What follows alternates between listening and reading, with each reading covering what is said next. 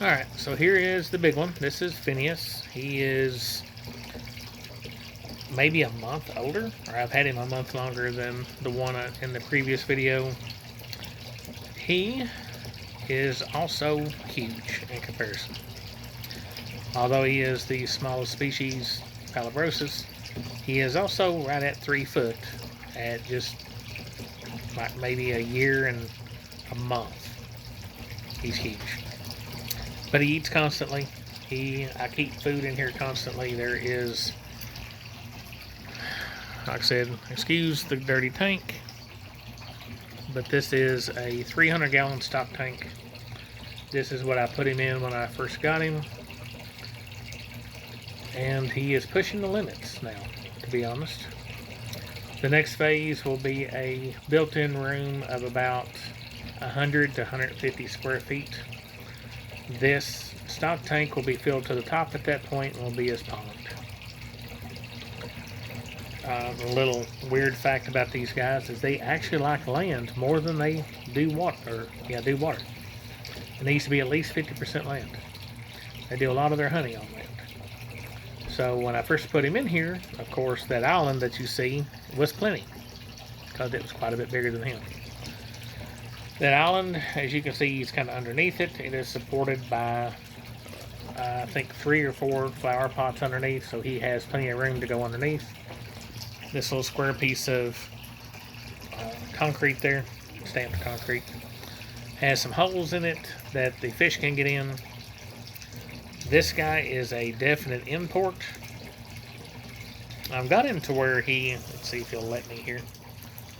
He has calmed down a lot, but he still does a lot of huffing and puffing. Let's see. Normally, like I said in the other video, chicken is not something I normally feed him. He'll be back just a minute.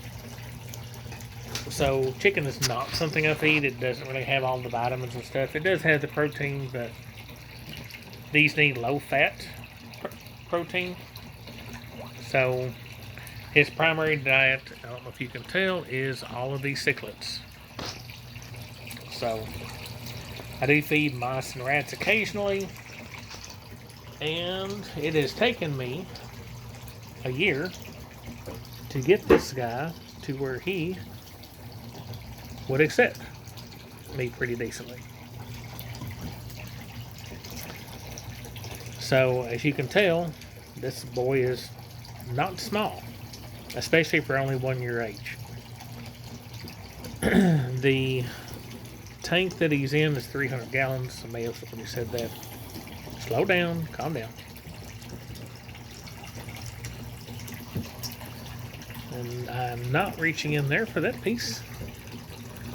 It took me a long time to get him to where he would be okay with me out.